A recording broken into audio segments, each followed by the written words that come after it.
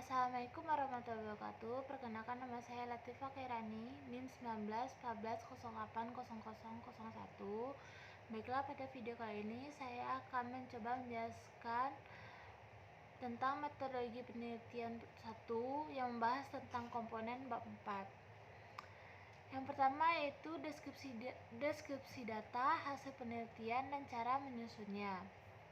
Yang pertama, kita harus mengetahui dulu deskripsi data.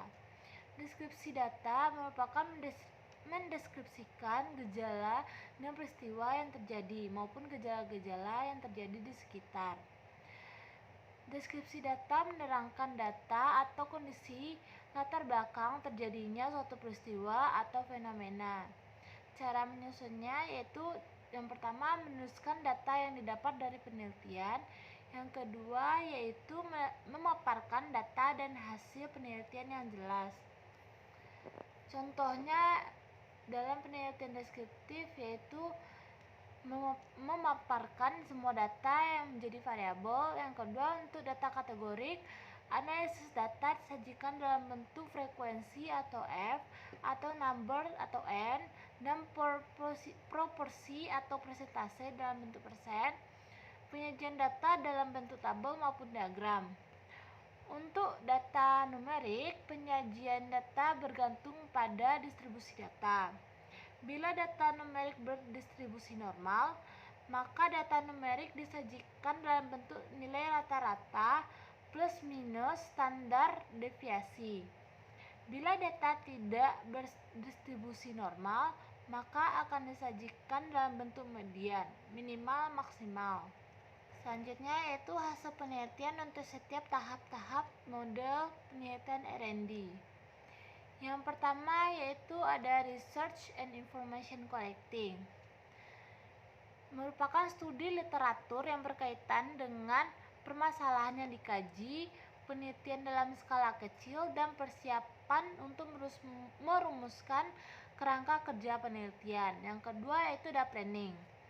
Merupakan menyusun rencana penelitian yang meliputi merumuskan kecakapan dan keahlian yang berkaitan dengan permasalahan, menentukan tujuan yang akan dicapai pada setiap tahapan, desain atau langkah-langkah penelitian. Yang ketiga yaitu develop preliminary form of product, yaitu mengembangkan bentuk permulaan dari produk yang akan dihasilkan. Yang kedua yaitu contoh pengembangan bahan pembelajaran, proses pembelajaran, dan instrumen evaluasi. Yang keempat yaitu preliminary field testing, yaitu melakukan uji coba lapangan awal dalam skala terbatas dengan jumlah 16-12 subjek. Yang kelima ada main product revision, yaitu melakukan perbaikan terhadap produk awal yang dihasilkan berdasarkan hasil coba awal. Selanjutnya ada main field testing, merupakan hasil yang diperoleh dari uji coba ini dalam bentuk evaluasi terhadap pencapaian hasil uji coba atau desain model yang dibandingkan dengan kelompok terkontrol.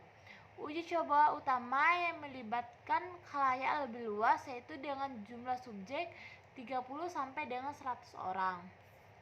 Selanjutnya yaitu operational product revision.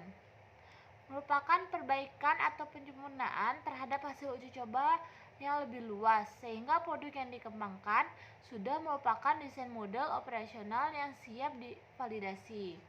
Selanjutnya yaitu yang kedelapan, operational field testing. Merupakan langkah uji validasi terhadap model operasional yang telah dihasilkan, dilaksanakan dengan 200 subjek.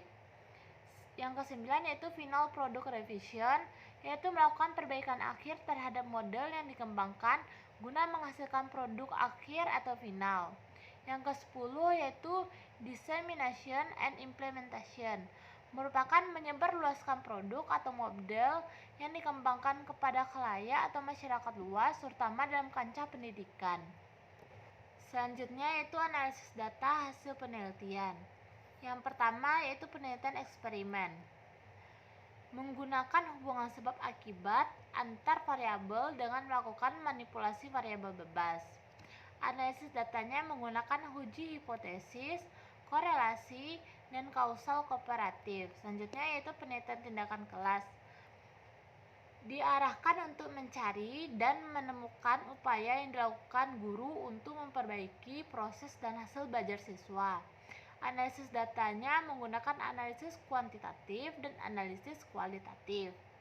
Selanjutnya yaitu penelitian deskriptif. Analisis datanya terbagi atas dua, yaitu kuantitatif dan kualitatif.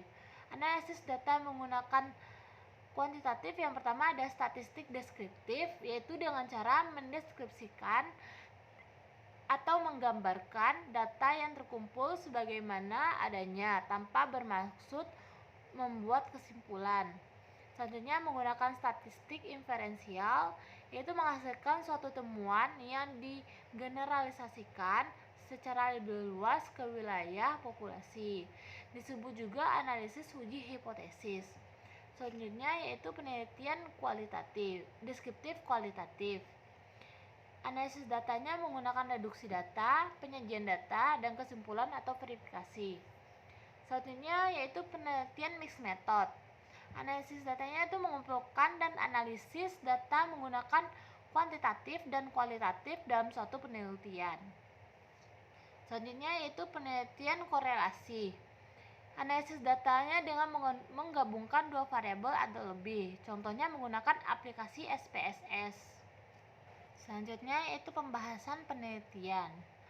Pembahasan merupakan peneliti mengkaji hasil penelitian dengan kajian literatur, membandingkan hasil yang didapat dengan hasil penelitian sebelumnya, mengkaji kelebihan dan kelemahan penelitian, dan mengungkapkan ide baru yang akan menginspirasi pembaca untuk menerapkan hasil penelitian atau juga melakukan kajian lanjutan yang berkaitan dengan penelitian tersebut. Contoh urutan ide atau topik yang dibahas peneliti pada diskusi dapat dilihat dalam tabel 6.0. Selanjutnya yaitu materi terakhir tentang keterbatasan penelitian. Yang pertama yaitu keterbatasannya yaitu dalam keterbatasan ruang lingkup kajian yang terpaksa dilakukan karena alasan-alasan prosedural, teknik penelitian ataupun karena faktor logistik. Yang kedua yaitu keterbatasan penelitian berupa kendala yang bersumber dari adat, tradisi, etika, dan kepercayaan yang tidak memungkinkan bagi peneliti untuk mencari data yang diinginkannya. Yang ketiga yaitu keterbatasan penelitian dalam segi alat, waktu, biaya, tempat, dan tenaga. Baiklah, sekian materi bab 4 dari saya. Assalamualaikum warahmatullahi wabarakatuh.